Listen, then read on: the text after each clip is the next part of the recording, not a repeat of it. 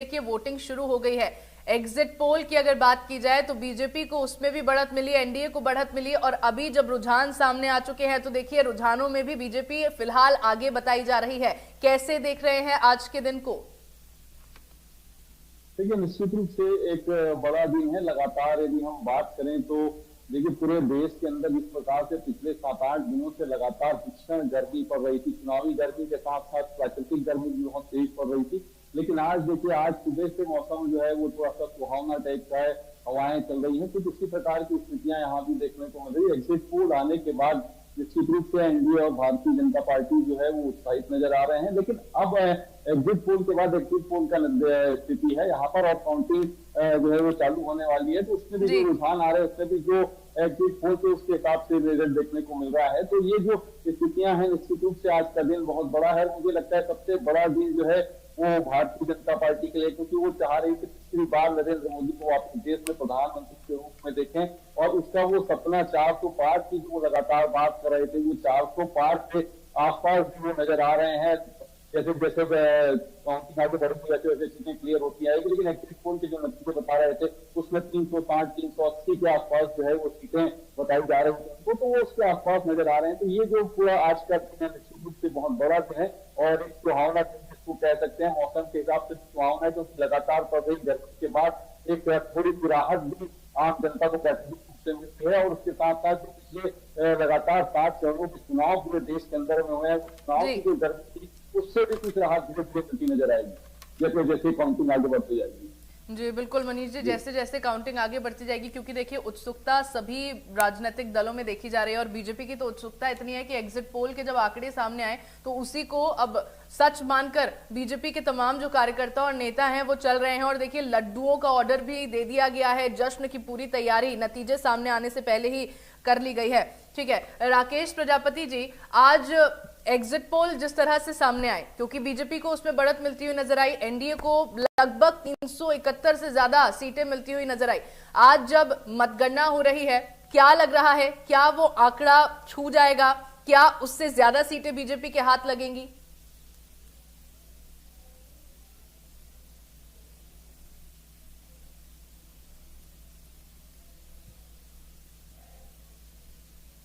राकेश प्रजापति जी, आवाज मेरी पहुंच पा रही है आप तक?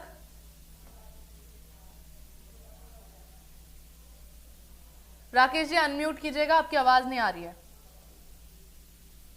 प्रश्न दोहराइए आप अपना।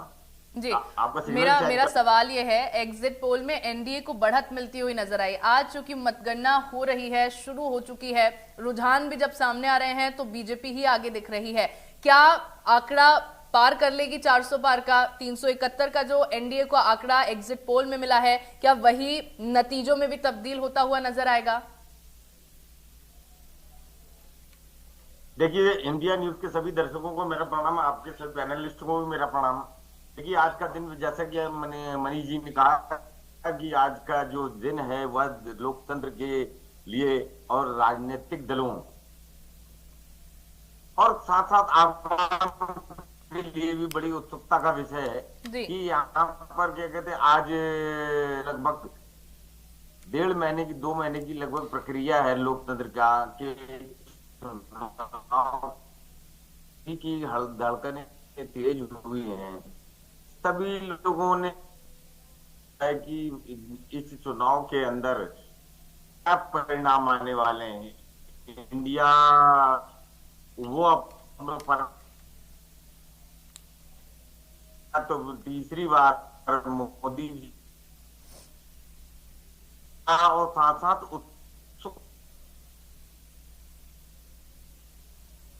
रिजल्ट आए थे वो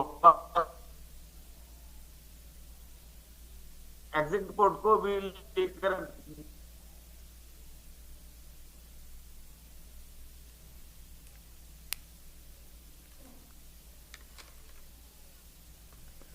चलिए राकेश जी, आपकी आवाज ठीक से आ नहीं रही है, मैं दोबारा आपके पास लौटती हूँ। फिलहाल मेरे साथ अजय गोहिल जुड़े हुए हैं, संवाददाता रायसेन से मेरे साथ जुड़े हैं ये। अजय, क्या अपडेट है फिलहाल आपके पास, क्योंकि काउंटिंग शुरू हो चुकी है, रुझानों में अब तक जैसा मैं देख सकती हूँ बीजेपी 7 पर आगे चल रही है। फिलहाल क्या अपडेट है आपके पास?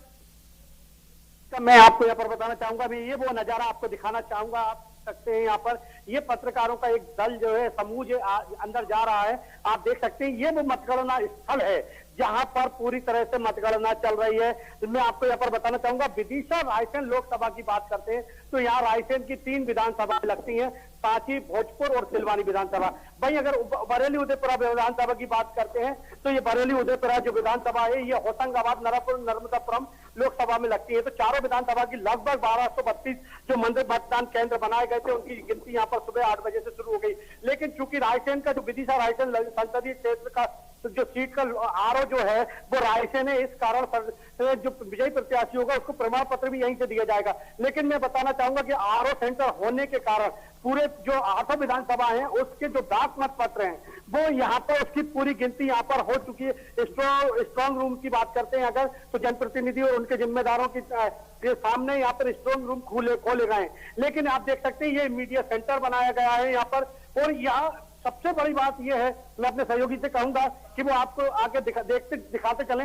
ये जिला प्रशासन की यहाँ पर मीडिया की कवरेज के लिए मैं आपको बताना चाहूंगा, यहाँ पर एक डिस्प्ले पर यहाँ पर जो मतगणना अंदर होगी उसको यहाँ पर जो काउंटिंग के बाद जो यहाँ पर ये स्क्रीन लगाई गई है, यहाँ पर ये टेबलें लगी हुई, ये इनके माध्यम से यहाँ पर पहले मीडिया कर्मियों के लिए यहाँ पर व्यवस्था की जाएगी। ये यहाँ पर आप देख सकते हैं।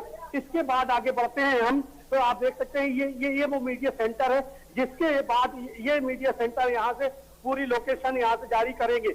लेकिन ये सिर्फ इतना ही नहीं, यहाँ पर रायसेन विदिशा संसदीय सीट की बात करते हैं तो शिवराज सिंह चौहान यहाँ से पूरी तरह से यहाँ पर अपनी जीत को लेकर आश्वस्त हैं। लेकिन कांग्रेस की अगर बात करते हैं तो कांग्रेस के डॉक्टर प्रताप भानु शर्मा यहाँ पर वो भी अपनी जीत को लेकर आश्वस्त हैं। हालांकि मैं आपको यहाँ पर बताना चाहूंगा कि आप ये देख सकते हैं कि बड़ी स्क्रीन पर इंडिया न्यूज को भी यहाँ पर देखा जा रहा है। ये बड़ी बात है यहाँ पर कि मीडिया सेंटर में भी इंडिया न्यूज को यहाँ पर बड़ी स्क्रीन पर देखा जा रहा है। आप यहाँ देख सकते हैं ये कांग्रेस का मुकाबला यहाँ से भारतीय जनता पार्टी के पूर्व मुख्यमंत्री शिवराज सिंह चौहान से है। और दूसरी बात मैं यहाँ पर बताना चाहूंगा, सबसे बड़ी बात यहाँ पर ये कि जो 8 विधानसभाएं जो विदिशा रायसेन लोकसभा में लगती हैं, अगर उनकी बात करते हैं यहाँ पर सबसे मेन बात यह है कि भारतीय जनता पार्टी की ये सीट रही है, गढ़ रहा है। लेकिन अगर बात करते तो अभी चूंकि मतों की गिनती का काम अब शुरू हुआ है, सबसे पहले डाक मत पत्र खोले गए हैं और निश्चित रूप से ये तय माना जा रहा है कि 12-1 बजे तक रुझान आना शुरू हो जाएंगे और रुझान के 12-1 बजे तक इस तस्वीर जो है वो पूरी तरह से साफ हो जाएगी। लेकिन मैं यहाँ पर आपको अपने दर्शकों को एक बात और बताना चाह रहा हूँ कि कृपया यहाँ पर जो है एक बात बताना चाह रहा हूँ कि जो बरेली उदयपुरा जो विधानसभा है अंशिका, वो बरेली उदयपुरा विधानसभा की जो है वो नर्मदापुरम सीट में आती है।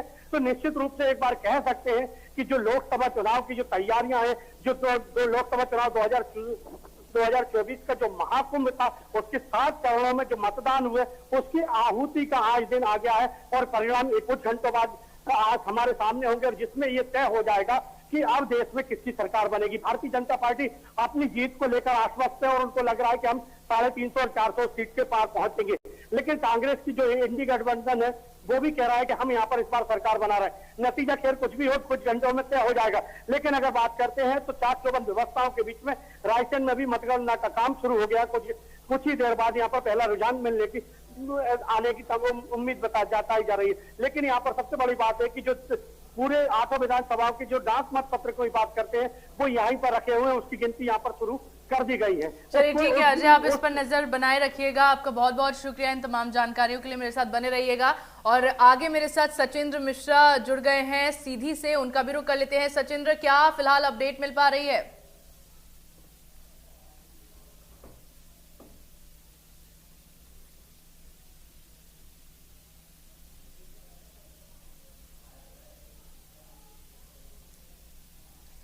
सचिंद्र, आवाज आपकी नहीं आ पा रही है, अनम्यूट कीजिएगा।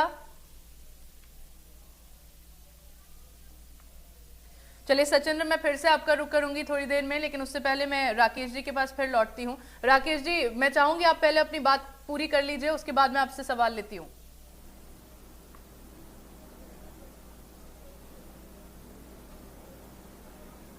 राकेश जी अनम्यूट कीजिएगा, आपकी आवाज नहीं पहुंच पा रही है। हाँ, कुछ सिग्नल का प्रॉब्लम है जी। जियो दंदनादन है। सभी दर्शकों को मेरा, इंडिया न्यूज के सभी दर्शकों को मेरा प्रणाम, पैनलिस्टों को प्रणाम। जैसा कि मनीष जी ने, मैं बीच में अपने बोल रहा था कि जैसा आज का जो दिन है वो लोकतंत्र के लिए बड़ा महत्वपूर्ण दिन है। सभी की उत्सुकता और जिज्ञासा बढ़ी हुई है कि परिणाम, ये इतनी लंबी जो चुनाव आयोग की कवायद थी, लगभग 45 दिनों की कवायद थी, उसके बाद परिणाम क्या आने वाले हैं।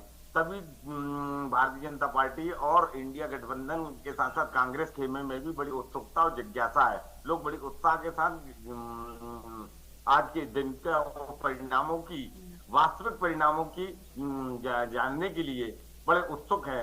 और इसी पर ये तय होगा कि ये जो हमको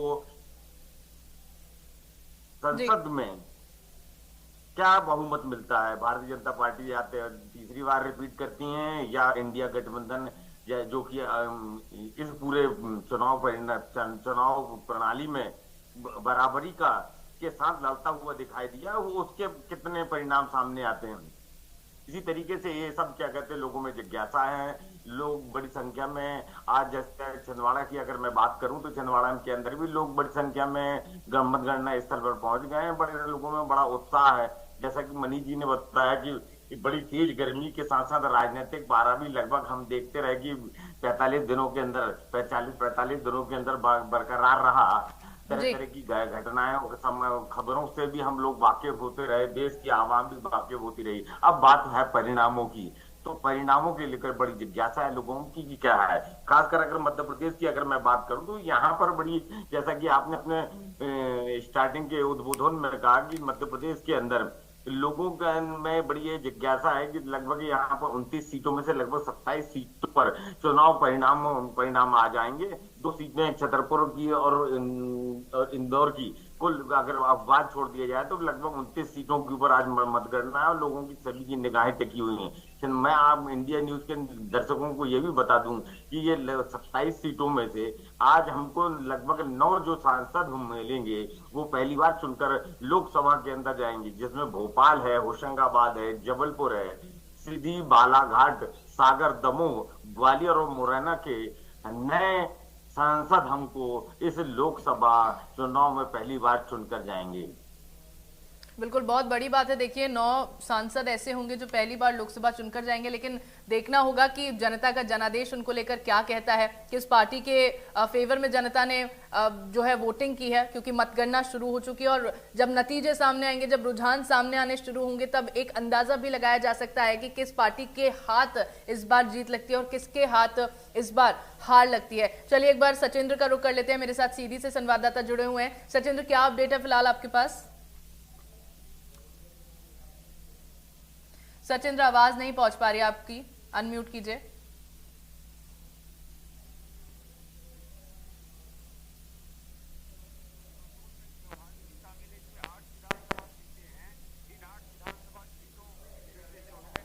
चलिए सचिंद्र, आपकी आवाज ठीक से नहीं आ पा रही है, मैं फिर से आपका रुख करूंगी।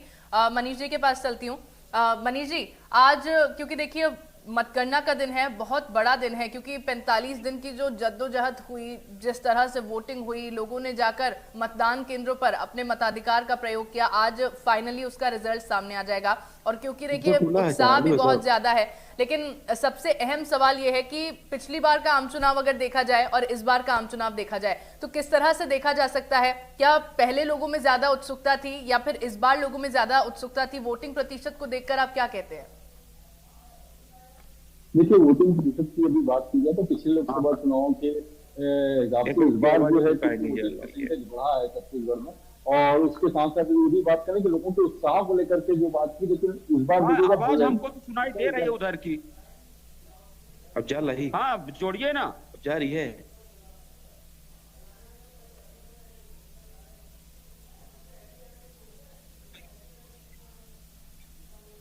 जी मनीष जी, आप अपनी बात पूरी कीजिए।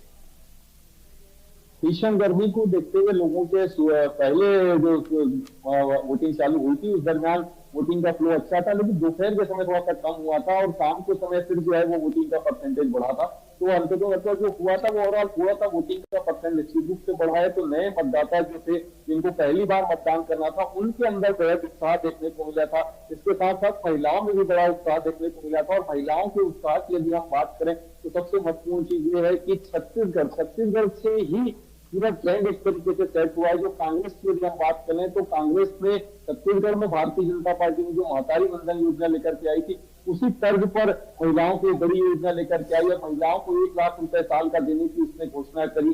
तो उसकी घोषणाओं के साथ साथ कितना असर, उसके साथ साथ उन्होंने फॉर्म भी भरवाए उस योजना के, और फॉर्म जो भरवाए उसको देख करके जो लग रहा था उस हिसाब से कि भारतीय जनता पार्टी को छत्तीसगढ़ में जिस प्रकार से जीत मिली, उसको देखते हुए कांग्रेस ने भी उस योजना का यहाँ पर फायदा लेने का प्रयास किया। तो महिलाओं को आकर्षित करने का प्रयास भी इस चुनाव के दरमियान बड़ी संख्या में देखा गया। और ओवरऑल बात करें तो महिलाएं जो है लगभग 50% महिलाओं की संख्या होती है वोटिंग में, तो कुल 50% महिलाओं को सीधे तौर पर आकर्षित करके उनको अपने पक्ष में करने का प्रयास किया गया और महिलाओं ने अच्छी संख्या में वोट भी यहाँ पर किया है। उन्होंने किसको वोट किया है और क्या होगा ये कुछ जैसे जैसे वोटिंग आगे बढ़ेगी वैसे वैसे हमको पता चलते जाएगा। लेकिन वर्तमान परिस्थितियों में यदि बात करें तो उत्साह निश्चित रूप से लोगों के अंदर में था और लोगों ने बड़े उस पर काम किया है। और इसका परिणाम जो है लोकतंत्र की सबसे बड़ी खूबसूरती है कि लगातार देखिए इतना लंबा चुनाव का पीरियड निकला और चुनाव पूरा शांतिपूर्ण ढंग से संपन्न हुआ। इसके लिए भी मैं चुनाव आयोग को भी धन्यवाद दूंगा कि बहुत अच्छा उन्होंने प्रयास किया और जो पूरा चुनाव था उसको पूरा शांतिपूर्ण ढंग से जो है वो संपन्न कराया। बिल्कुल मनीष जी, क्योंकि इस बार चुनाव में गर्मी जो है बहुत बड़ी चुनौती थी और गर्मी की वजह से ही कहीं ना कहीं ये अनुमान भी लगाया जा रहा था कि वोटिंग प्रतिशत कम हो सकता है। लेकिन 2024 के लोकसभा चुनाव को लेकर लोगों में इतनी उत्सुकता थी कि गर्मी हो या फिर कोई भी परेशानी हो, देखा गया जो तस्वीरें सामने आई उनमें भी देखा गया कि लोगों ने सबसे पहले अपने मताधिकार का इस्तेमाल करना जरूरी समझा। मतदान केंद्र पर वो गए और वहां पर उन्होंने वोट डाला और उन्हीं का नतीजा आज सामने आएगा। चलिए एक बार फिर से सचिंद्र का रुख कर लेते हैं। सीधी से संवाददाता मेरे साथ में जुड़े हुए हैं। सचिंद्र, फिलहाल क्या अपडेट है आपके पास में? देखिए अभी लोकसभा क्षेत्र सीधी की बात कर लें तो लोकसभा क्षेत्र सीधी की मतगणना का काम हमारे सामने जो हाल दिखाई दे रहा है, संजय गांधी कॉलेज पुराना ग्राउंड है, पुराना कॉलेज है, यहाँ पे मतगणना का कार्य चल रहा है। तो जो अभी डाक मतपत्र सामने आए हैं तो अगर उधर चूंकि लोकसभा क्षेत्र का सीधी का स्वरूप बड़ा है, सिंगरौली जिला भी शामिल है और शहडोल का एक व्यवहारी विधानसभा क्षेत्र भी शामिल है, तो ये 8 विधानसभाओं वाला क्षेत्र लोकसभा क्षेत्र सीधी है। तो जो पूरा समीकरण सीधी, सिंगरौली और शहडोल के व्यवहारी का जो समीकरण अभी सामने आया है, जो डाक पत्र सामने आए हैं और डाक पत्र के सामने तो जो अभी रुझान सामने आए हैं, तो बीजेपी के कैंडिडेट डॉक्टर राजेश मिश्रा आगे बताए जा रहे हैं, अभी वो आगे चल रहे हैं। हम बात कर लेते हैं रीवा की, तो रीवा में जनार्दन मिश्रा भी अभी आगे बताए जा रहे हैं। हालांकि रीवा का जो परसेंटेज वोट रहा है, जो वोटिंग हुई है, वो कहीं न कहीं चिंतनीय रही है, परसेंटेज वोट कम हुआ है। तो वहां पे नीलम मिश्रा और जनार्दन मिश्रा के बीच में रीवा में संघर्ष दिखाई देता। अभी फिलहाल जो रुझान सामने आ रहे तो संघर्ष दिखाई दे रहा रीवा में। हम सतना की बात कर लें तो सतना में गणेश सिंह बीजेपी के जो कैंडिडेट हैं और कांग्रेस के कैंडिडेट सिद्धार्थ कुशवाहा, दूसरा तीसरा जो नारायण त्रिपाठी बीएसपी से वे हैं, वो भी कहीं न कहीं जो डाक पत्र सामने अभी आए हैं फिलहाल, तो ये कहीं न कहीं मिला जुला असर दिखाई दे रहा है। हम इधर दक्षिणी छोर की बात कर लेते हैं, जो विंध्य रीजन का ये अंतिम छोर का जो लोकसभा क्षेत्र शहडोल है, जिसकी मतगणना की पूरी काउंटिंग की तैयारी अनूपपुर से हो रही है। भारत निर्वाचन आयोग ने अनूपपुर में बैठाया है, तो वहां पे अभी हिमाद्री सिंह का, तो वहां पे बीजेपी की कैंडिडेट है शहडोल संसदीय क्षेत्र से, हिमाद्री सिंह अभी आगे बताई जा रही हैं। इन प्रकार हम विंध्य रीजन की 4 सीटों की बात करेंगे तो 4 सीटों में अभी कहीं न कहीं बीजेपी का पलड़ा भारी दिखाई दे रहा है। जी चलिए ठीक है। सचिंद्र आप बने रहिएगा, नजर बना के रखिएगा इस पर। राकेश जी देखिए, जो रुझान सामने आ रहे हैं फिलहाल, जो अलग अलग जगहों से रिपोर्ट सामने आ रही है, उसमें अभी तक बीजेपी को बढ़त मिल रही है। क्योंकि देखिए बीजेपी ने 400 पार का नारा दिया, वो 400 पार का नारा अब पूरा होता है या नहीं, नतीजा आने के बाद सामने आएगा। लेकिन जहां बीजेपी पूरी तरह से आश्वस्त है अपनी जीत को लेकर, वहीं कांग्रेस की ओर से भी पूरा दावा किया जा रहा है। हालांकि अभी तक जो रुझान सामने आए हैं, कांग्रेस आगे नहीं दिख रही है। जो एग्जिट पोल के आंकड़े सामने आए उसमें भी कांग्रेस आगे नहीं दिखी, लेकिन फिर भी कांग्रेस की ओर से दावा लगातार यही किया जा रहा है कि इस बार इंडिया गठबंधन जो है वो जीत हासिल करेगी और सत्ता से एनडीए का सफाया हो जाएगा और इंडिया गठबंधन सत्ता में काबिज हो जाएगी। देखिए चुनाव, सबसे पहले तो हमको ये देखना होगा कि चुनाव मैदान में इस बार अगर जैसा कि क्या कहते बीते 10 वर्षों से मध्य प्रदेश के अंदर 20 वर्षों से मध्य प्रदेश के अंदर भारतीय जनता पार्टी की सरकार रह रही। कांग्रेस का एक तरीके से बड़ा एक वैक्यूम पैदा हो गया। ठीक है, अगर राष्ट्रीय परिदृश्य के ऊपर देखें तो केंद्र में 10 वर्षों से मोदी सरकार काबिज है और अपने जनहितकारी योजनाओं के चलते बड़ा लोकप्रिय है।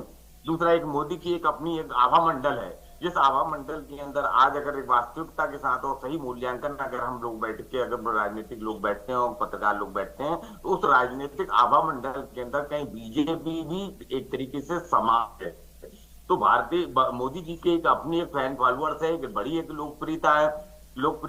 उसके चलते लोगों में बड़ा एक, खासकर युवाओं में मोदी को लेकर बड़ा क्या कहते हैं क्रेज है उनका। हर को बार आपने देखा है कि जो क्या कहते हैं उनकी जो भी होती थी, हम लोग ग्राउंड रिपोर्टरों से हमको जानकारियां मिलती थी कि हर लोगों में इस चुनाव के अंदर वैसे तो कोई किसी प्रकार का मुद्दा मुझको क्या कहते हैं समझ में नहीं आया, मगर हर इस सारे चरणों के अंदर जैसे जैसे चुनाव आगे बढ़ता गया, मुद्दे भी लगभग बदलते गए। मगर हम अगर एक मुद्दे के हम अगर किसी महत्वपूर्ण अगर कोई बात रही तो वो जनमानस के अंदर भारतीय लोकतंत्र के अंदर जनता जनार्दन होती है। जनता के अंदर एक ये बात देखने को हमको मिली कि चलिए ठीक है भाई, महंगाई का भी मामले में लोगों में प्रति क्या कहते थोड़ा सा गुस्सा था, बेरोजगारी को लेकर भी गुस्सा था, मगर अंततः ये होते थे कि भाई ये सब कुछ तो है ठीक है, मगर वो जाएगा वोट हम मोदी जी को लेकर। तो लेकिन राकेश जी क्या कह सकते हैं कि लोगों का वोट क्या मोदी के चेहरे पर गया? क्या बीजेपी ने जो कामकाज किया उसको देखा नहीं गया? सिर्फ प्रधानमंत्री नरेंद्र मोदी चुनावी मैदान में थे, उन्होंने चुनाव प्रचार किया, उन्होंने रैलियां की, लोगों से संवाद किया, क्या उनके चेहरे पर लोगों ने वोट दे दिया? देखिए, अगर इसका वास्तविक मूल्यांकन अगर हम करते हैं तो मोदी जी का चेहरा, मोदी फैक्टर पूरे देश के अंदर फिर इस बार क्या कहते हैं कामयाब होता हुआ नजर आ रहा है। मोदी जी की लोकप्रियता इतनी बड़ी हो गई है। अब ये देख लीजिए, आपकी पार्टी के अंदर, उनके खुद पार्टी के अंदर कोई भी अगर मैनिफेस्टो अगर निकाला जाता है, हम अगर लगातार हम क्या कहते हैं 34 सालों से पत्रकारिता के क्षेत्र में है और तो हम ये देखा है कि हर कोई इलेक्शन के अंदर होता है तो वो पार्टी का मैनिफेस्टो होता है कि वो आगामी 5 साल के अंदर उनका विजन होता है कि हम आगामी 5 सालों के अंदर हम क्या क्या काम करेंगे, लोगों को राहत और रियायतें देने का काम करेंगे, की घोषणाएं करेंगे। मगर इस बार क्या इलेक्शन में जो भारतीय जनता पार्टी था उसको भी नाम दिया गया था कि मोदी की गारंटी।